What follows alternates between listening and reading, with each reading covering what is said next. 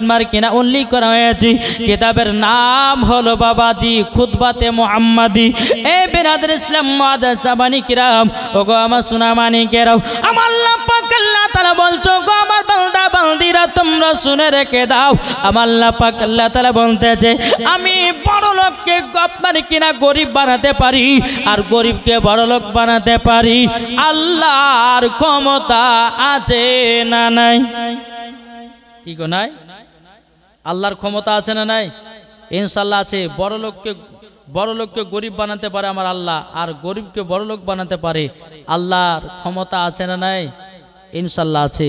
বাবাজি চলো না, হযরতে উজাইর আলাইহিস সালাম বাবাজি তিনি হলো আল্লাহর নবী। জোরে বলেন কি নাম বললাম? হযরতে উজাইর আলাইহিস সালাম তিনি হলেন বাবা আল্লাহর নবী। তিনি আপনার সফর করতে বেরিয়ে গেছেন। সফর করতে যখনই বাবা বেরিয়ে গেছেন, বাবা সফরে বেরোতে গেলে বাবা কিছু খাবার দাবার নিতে হয় না? হয় না? হয় না? তো হযরতে উজাইর আলাইহিস সালাম তিনি বাবাজি কিছু খেজুর আর আঙ্গুর নিয়েছেন, ব্যাগের ভিতর ঢুকিয়ে নিয়েছে, আর একটা ঘোড়া নিয়ে বাবা সফর করতে লেগেছে।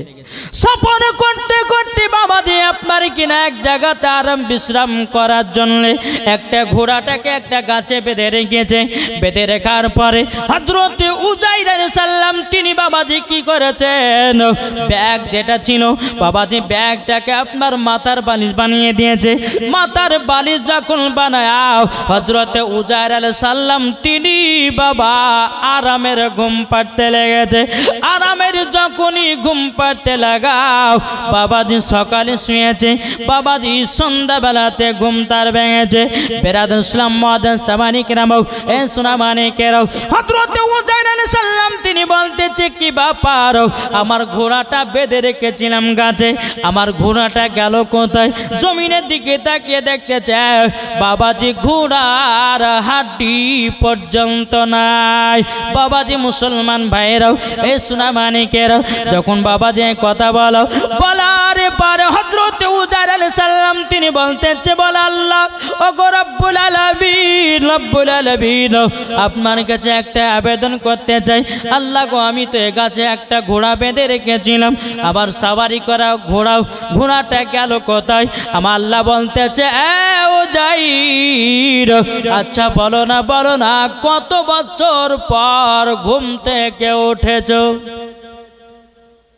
এটা জোর হবে না?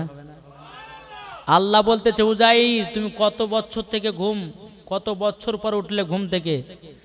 উজাইর আলাইহিস সালাম বলছে আল্লাহ গো সকালে ঘুমালাম, সন্ধ্যাবেলাতে উঠলাম। আল্লাহ বলছে না না না না না উজাইর আলাইহিস সালাম তবে শোনো, তুমি সকালে ঘুমিয়েছো, সন্ধ্যাবেলা উঠেছো, তোমার কোনো খেয়াল নাই কত বছর পর তুমি ঘুম থেকে উঠেছো? বলে তাই না? কি বললাম? হযরতে উজাইর আলাইহিস সালাম তিনি বলতেছে বলে আল্লাহ ও গো রব্বুল আলামিন আমি তো সকাল বেলাতে আপনার কিনা আরাম করার জন্য ঘুমিয়েছিলাম, সন্ধ্যাতে উঠেছি, কত বছর পর উঠলাম গো আল্লাহ। আল্লাহ পাক আল্লাহ তাআলা বলতেছে এ উজাইর আলাইহিস সালাম তবে শুনে নাও তুমি ঘুম থেকে উঠেছো 100 বছর পর। কত বছর? 100 বছর পর উঠেছো। হযরতে উজাইর আলাইহিস সালাম তিনি বলতেছে বলো গো রব্বুল আলামিন আপনার কাছে একটা আবেদন করতে চাই। আমি তো সকালে ঘুমালাম, সন্ধ্যাবেলাতে উঠলাম, আমার 100 বছর পার হয়ে গেল। আল্লাহ বলছে উজাইর আলাইহিস সালাম তোমার যেই ঘোড়া গাছে বেঁধে রেখেছিল ওই জায়গাতে যাও, তোমার ঘোড়ার কিছু হাড্ডিগুলো পাওয়া যাবে। যখন বাবাজি গিয়ে দেখতেছে হাড্ডিগুলো কয়েকখান পাওয়া গেছে। বাবাজি মুসলমান ভাইরাও বলতেছে আল্লাহ আমি কি 100 বছর পর ঘুম থেকে উঠলাম? আল্লাহ পাক আল্লাহ তাআলা বলতেছে এ উজাইর আলাইহিস সালাম তুমি 100 বছর পর তোমার ঘুম ভেঙেছে। এদিকে বাবাজি মুসলমান ভাইরাও হযরতে উজাইর আলাইহিস সালাম ব্যাগের ভিতরে খেজুর আর আঙ্গুর নিয়েছিল না? খেজুর আর আঙ্গুর ব্যাগটা বাবাজি খুলে দেখতেছে। বিরাদর ইসলাম মুআদ্দাস সাবানি কিরাম ব্যাগটা খুলে দেখতেছে আঙ্গুরও পচে না, খেজুরও পচে না। উজাইর আলাইহিস সালাম বলতেছে, ও রব্বুল আলামিন, আপনার কাছে একটা আবেদন করতে চাই গো আল্লাহ। আমি যে 100 বছর পর ঘুম থেকে উঠলাম, আমার ঘোড়াটার কোনো চিহ্ন নাই ও গো আল্লাহ। কিন্তু আল্লাহ গো, আমার ব্যাগের ভিতরে কিছু খেজুর ছিল, আঙ্গুর ছিল আল্লাহ, সেগুলা তো পচে না, সরে না, গন্ধ হয় না। আল্লাহ পাক আল্লাহ তাআলা বলতেছে, এ উজাইর আলাইহিস সালাম, তবে শুনে রেখে দাও, শুনে রেখে দাও। তোমাকে একটা কথা বলে দিই, যে এই খেজুর আর আঙ্গুর গলে একটার কারণ জানলে পচেনি। বলে আল্লাহ কিসের জন্য পচে নাই? তখন বলতেছি, বলো গো আমার উজাইর আলাইহিস সালাম, তোমার শরীরের সঙ্গে খেজুর এবং আঙ্গুর টাচ করেছিল, তারই জন্য খেজুরও পচে না, আঙ্গুরও পচে না। জোরে বলেন সুবহানাল্লাহ। তাইলে বাবা চিন্তা করে দেখুন, যে হযরতে উজাইর আলাইহিস সালাম তিনি বাবাজি 1 বছর পর ঘুম থেকে উঠেছে, তিনার ব্যাগে খেজুর ছিল, খেজুরও পচে নাই, আঙ্গুর ছিল, আঙ্গুর আপনার পচে নাই, ঘোড়াটা গাছে বেঁধে রেখেছিল, কিন্তু বাবাজি ঘোড়ার কোনো চিহ্ন নাই। তাইলে বলুন আমার আল্লাহ কি না কি পারে? আমার আল্লাহ বলছে, বলে ও আমার বান্দা বান্দিরা, তোমরা যদি নবীর সঙ্গে যদি মহব্বত রাখতে পারো, কবরে যাওয়ার পরে তোমাদের শরীর পচবে না। নারে তাকবীর, নারে রিসালাত। বাবাজি মুসলমান, তাহলে চিন্তা করে দেখুন, হযরতে উজাইর আলাইহিস সালামের কাছে খেজুর আঙ্গুর থাকার সত্ত্বেও তিনার শরীরে টাচ পাওয়ার পরে যদি পচতে না পারে, গন্ধ না হতে পারে, আমার আল্লাহ পাক বলতেছে, তোমরা নবীকে যদি মহব্বত করে অন্ধকার কবরে যেতে পারো, তোমাদের শরীরও পোকামাকড় খাবে না, পচবেও না। এটা জোর হবে না? জি। তাহলে আমরা নবীগণকে মহব্বত করতে রাজি আছি না নাই? একটা হাত তুলে দেখান, ইয়া রাসূলুল্লাহ। ইনশাআল্লাহ। আসুন বাবাজি, আমার আল্লাহ কি না পারে, কি গো ঠিক না? চলুন, আমি আপনাদের সম্মুখে বলতে চাইছিলাম, আল্লাহ পাক আল্লাহ তাআলা হযরতে উজাইর আলাইহিস সালাম তিনি সকালে ঘুমালেন, সন্ধ্যা উঠলেন, আল্লাহ বলছে তুমি 100 বছর পরে ঘুম ভেঙেছে। এটা জোর হবে না? জি। তো আল্লাহ কি না কি পারে বাবজি। এখন মানুষকে আল্লাহ পাক আল্লাহ তাআলা যদি পারে যে একটা মানুষের হায়াত আমি 100 বছর এবং কিনা একটা মানুষের হায়াত আমি 1000 বছর পার করে দিতে পারি, আল্লাহ পারে কি পারে না? ইনশাআল্লাহ পারে। আজ আমরা মুসলমান 100 বছর হায়াত পাওয়ার পরে কার সঙ্গে মার ঝামেলা করছি, কার সঙ্গে রক্তপাত ঘটাচ্ছি, কার জমি থেকে চুরি করে খাচ্ছি, কার আপনার চিটারি করে খাচ্ছি। আমার আল্লাহ পাক আল্লাহ তাআলা বলছে, বান্দা রে, তোকে 100 বছর হায়াত দেওয়ার কারণে তুমি আজকে ভুল পথে চলতেছো। আল্লাহ বলতেছে, বান্দা, যেই দিন তুমি বিছানগত হবে সেই দিন বুঝবে আমি কত বড় ভুল কাজ করেছিলাম। আসুন বাবজি মুসলমান, তা আপনাদেরকে বলতে চাই, কবর, এই কবর এমন একটা জায়গা, ইমানদারের জন্য কবর শান্তির জায়গা, আর বেঈমানদারের জন্য কবর হলো কঠিন জায়গা। তাহলে বাবাজি, আমরা ইমানদার হয়ে মরতে চাই না বেঈমানদার হয়ে? এটা জোর হবে না? ইমানদার হয়ে মরতে চাই। তাই কবি বলতে আছে, একদিন তোমায় মরতে হবে। আচ্ছা, বেশি গজাল বললে কি আপনাদের কষ্ট পেয়েছেন? জি। যার দিলেতে নবীর মোহাব্বত ভরা তারাই তো গজালের পাগলা, জোরে বলেন, ঠিক না? একদিন তোমায় মরতে হবে, তুমি ভুলে যেও না, হবে মাটির বিছানা গো তোমার আসল ঠিকানা, ঠিক না? হবে মাটির বিছানা গো তোমার আসল ঠিকানা। একদিন তোমায় মরতে হবে, তুমি ভুলে যেও না,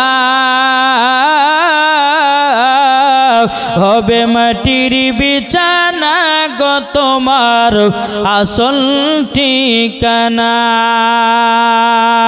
হবে মাটির বিছানা গো তোমার আসল ঠিকানা।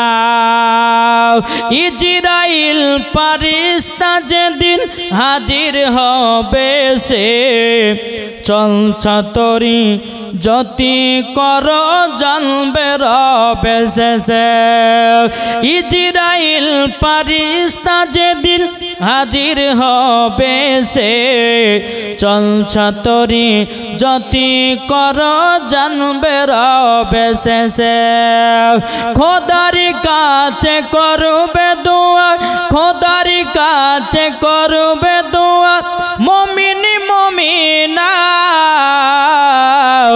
একদিন তোমায় মরতে হবে তুমি ভুলে যেও না হবে মাটির বিছানা গো তোমার আসল ঠিকানা জোরে বলুন আপনি জনের কান্না যদি সবই শুনতে পাবে বুক পড়বে তো মুখ পড়বে না কেমনে জবাব দিবে ঠিক না আপনি জনের কান্না যদি সবই শুনতে পাবে বুক পড়বে তো মুখ পড়বে না কেমনে জবাব দিবে কি করে বুঝাব তোমায় মনের বেদনা একদিন তোমায় মরতে হবে তুমি ভুলে যেও না হবে মাটির বিছানা গো তোমার আসল ঠিকানা জোরে বলুন বাবাজি মুসলমান ভাইরাও এই সোনা মানিকেরাও তাইলে মানুষের মৃত্যুর বরণ যখন হবে মানুষের মরণের টাইম যখন হয় আমার আল্লাহ পাক আল্লাহ তাআলা বলছো গো আমার বান্দা বান্দিরাও প্রত্যেকটা মানুষকে বাবাজি মরণের চিঠি আল্লাহ তরফ থেকে 5 খানা পাঠায় কটা মরণের চিঠি কটা দেয় 5টা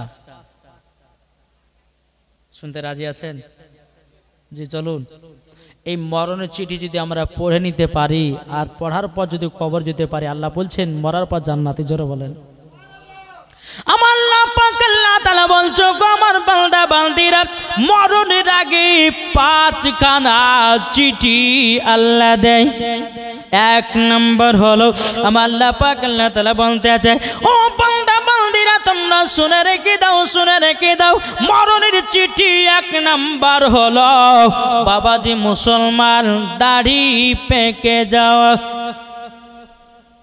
কি পেকে যাওয়া দাড়ি পেকে দাও আল্লাহ পাক আল্লাহ তাআলা বলছো বান্দারি তোর মুখের তো দাড়ি পেকে গেল এখন কি নামাজ পড়বি না তুই কি ভালো কাজ করবি না তুই কি রোজা করবি না তুই কি হজ যাকাত করবি না আমার আল্লাহ পাক আল্লাহ তাআলা প্রত্যেকটা মানুষকে বাবাজি মরণের 1 নম্বর চিঠি পাঠায় বাবাজি দাড়ি পেকে যাওয়া আল্লাহ পাক আল্লাহ তাআলা 2 নম্বর চিঠি পাঠায় মানুষের চুল যখন পেকে যায় আল্লাহ পাক আল্লাহ তাআলা বলছে বান্দা তোর মাথার চুলগুলো পেকে গেল তুই কি নামাজ পড়বি না তুই কি রোজা করবি না তুই কি হজ করবি না তুই কি নবীকে মোহাব্বত করবি না তুই কি মা বাবাকে মোহাব্বত করবি না আল্লাহ পাক আল্লাহ তাআলা বাবাজি চিঠি দিয়া বান্দাদেরকে জানিয়ে দেয় জোরে বলুন সুবহানাল্লাহ তাইলে বাবাজি মরণ চিঠি কটা হলো 1 নম্বর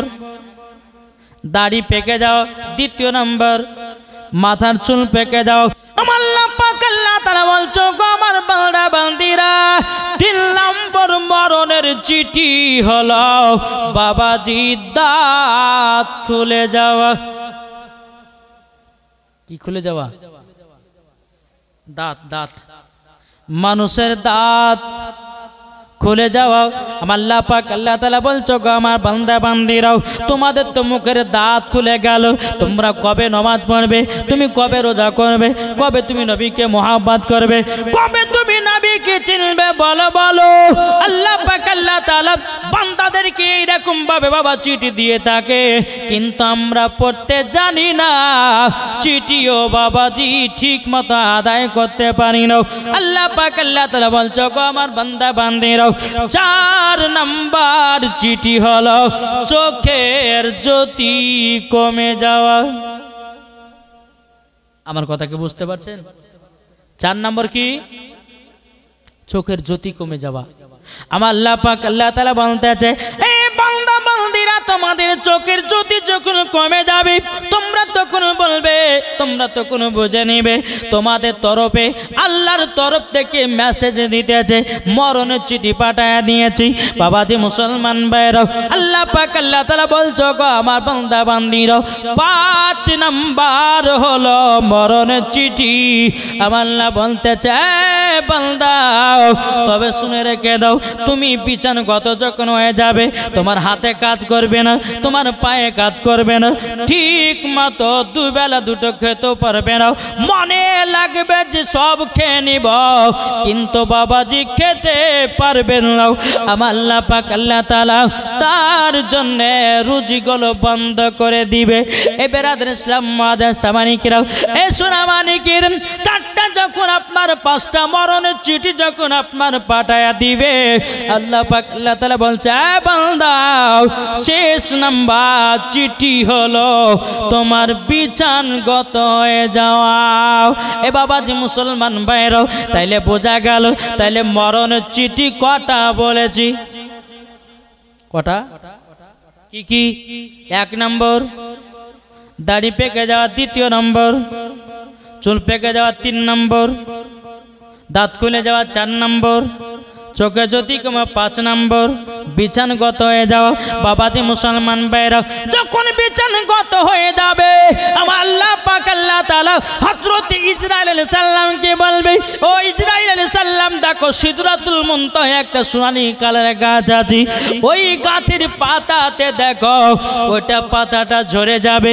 যখন পাতাটা ঝরে যাবে আল্লাহ পাক আল্লাহ তাআলা বলতে চায়, ইসরাইল ওই পাতাটা দেখো তার নাম লেখা আছে কিনা। ওই সোনালী কালারের পাতাও হাতির কানের মতো পাতাও বাবাজি মুসলমান ভাইরাও নাম লেখা দেখবি। আমার আল্লাহ পাক আল্লাহ তাআলা বলে, ইসরাইল তাড়াতাড়ি করে যাও ওই বান্দার জানটা কবুজ করে নাও। এ বাবাজি মুসলমান ভাইরাও, ওগো আমার সোনা মানিকেরাও, দেখবেন বাবা মানুষের যখন জান কবজ করা হয়, বহুত রকমের মানুষ বহুত রকম করে বাবা তার জান কবজ করা হয়। কাউরে চোখ দিয়ে জান যায়, কাউরে মুখ দিয়ে জান যায়, যায় কি যায় না? একটু মন দিয়ে শুনবেন বাবা, যেগুলো আমাদের কবরের ওয়াজ, এই কবর সবাইকে একদিন যেতে হবে। এই কবর ওয়াজটা মন দিয়ে শুনবেন আর ঈমান তাজা করবেন, 5 ওয়াক্ত নামাজ পড়বেন, মা বাবার সেবা করবেন, নবীর প্রতি দুরূদ সালাম পড়বেন। খোদার কসম করে বলছি মরার পর জান্নাতি। জোরে বলবেন না? মরার পরে জান্নাতি। বেরাদর ইসলাম মাদার সামানিকরাও, এ সোনা মানিকেরাও, আমার আল্লাহ পাক আল্লাহ তাআলা বলতে চগো আমার বান্দা বান্দিরাও, প্রত্যেকটা মানুষের মরণের বাবাজি চিহ্ন আছে। কাউরে চোখ দিয়া বাবা জান বেরোয়, কাউরে মুখ দিয়া জান বেরোয়, কাউরে হাত দিয়ে জান বেরোয়, কাউরে পা দিয়া জান বেরোয়, কাউরে দেহ দিয়া জান বেরোয়, কিন্তু বাবাজি আমরা বুঝতে পারি না কাউরে বাবাজি পেট দিয়ে জান বেরোয়। বাবাজি মুসলমান ভাইরা, তাইলে সব থেকে কোন মৃত্যুটা আপনার জন্য গ্রহণযোগ্য হবে? চল বাবাজি মুসলমান ভাইরা, এ সোনা মানিকেরাও, যখন দেখবেন বাবাজি আপনি বিছানাগত হয়ে গেছেন, যখন আপনি ইমানদার যদি হন, আপনার জানটা এমন করে বেরি করা হবে যেই রকম একজন বাচ্চা মায়ের দুধ পান করতে করতে ঘুমায়া যায়, ওই রকম ইমানদারের জান কবজ হবে। জোরে বলুন না সুবহানাল্লাহ। আর বেঈমানদারের জান কেমন করে কবজ হবে? বাবাজি হযরত ইসরাইল আলাইহিস সালাম বেঈমানদারের বুকে যখন হাত চাপায়া দিবি, বাবাজি মনে হবে সারা পৃথিবী তার বুকের উপরে চড়ে যায়। বেরাদর ইসলাম মুআদ্দাস সামানিকরাম, এ সোনা মানিকেরাও, ইমানদার যারা ইন্তিকাল করে পর দুনিয়া যাবে তাদের আত্মাটা বের করা হবে বাবাজি, বোঝা যাবে না। বাবাজি মুসলমান ভাইরাও, এ সোনা মানিকেরাও, দেখবেন মরতে মরতে যদি কেউ হাসে জেনে নিতে হবে এই লোকটা জান্নাতি। জোরে বলেন না? অনেক অনেক মৃত্যু দেখেন নেই, কেউ মারা গেছে দেখতে মনে হচ্ছে হাসি ভাব আছে না নাই? হাসি ভাব দেখা যাচ্ছে। কাউরে বাবাজি মুখ দিয়ে জান বেরোয়, কাউরে চোখ দিয়ে জান বেরোয়।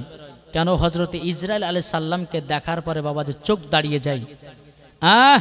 বাবা যে মুসলমান সোনামানিক, তাই আপনাদেরকে বলতে চাই, যদি মৃত্যুর কষ্ট থেকে যদি বাঁচতে চান তো ইমানদার হন। যেন বাচ্চা ছেলে একটা মায়ের দুধ পান করতে করতে যেমন শুয়ে যায়, ওই রকম ইমানদারের জান কবজ হবে আর বেঈমানদারের জান কবজ হবে। হযরত ইসরাইল আলাইহিস সালাম একটা হাত যখন আপনার বুকের উপর চড়াবে, মনে হচ্ছে সারা পৃথিবী আপনার বুকের উপর চেপে গেছে। মরণটা কষ্টদায়ক হবে, হয়তো আপনার মুখ দিয়ে জান বেরোতে পারে, হয়তো আপনার চোখ দিয়ে জান বেরোতে পারে। আর যারা সত্যিকার ইমানদার হবে তাদের জানটা আসানে বেরোবে, তাদের মুখ দিয়ে হাসিও হবে। জোরে বলে আমার কথা কি বুঝতে পারছেন বাবজি? জি বাবা যে মুসলমান, যাই হোক একবার দূর পড়ুন আল্লাহুম্মা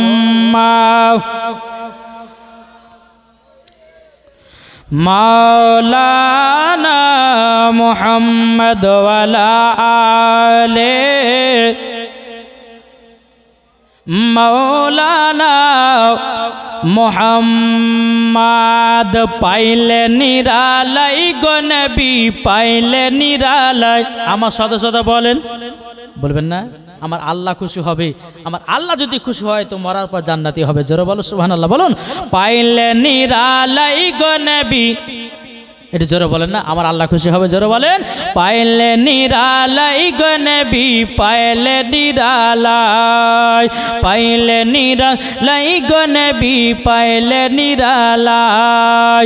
দুই কদমে চুমা খাবো, দুই কদমে চুমা খাবো, চরম দুলি মাগব গায়, পাইলে নিরালাই গো নবী পাইলে নিরালাই, পাইলে নিরালাই গো নবী পাইলে নিরালাই। দয়াল নবী কত দূরে লোহিত সাগরের তীরে, মদিনার সোনার ঘরে আছেন তিনি সর্বদাই, পাইলে নিরালাই গো নবী পাইলে নিরালাই, পাইলে নিরালাই গো নবী পাইলে নিরালাই। যাদের দিলে আছে নবীর ভালোবাসা, জোরে বলুন, যাদের দিলে আছে নবীর ভালোবাসা, ওই তো যাবে দেখো শুধু সোনার মদিনা, ওই তো যাবে দেখো শুধু সোনার মদিনা, মদিনার সোনার ঘরে আছেন তিনি সর্বদাই, পাইলে নিরালাই গো নবী পাইলে নিরালাই, পাইলে নিরালাই গো নবী পাইলে নিরালাই। দুই কদমে চুমা খাবো, দুই কদমে চুমা খাবো, চরম ধুলি মাগব গায়, পাইলে নিরালাই গো নবী পাইলে নিরালাই।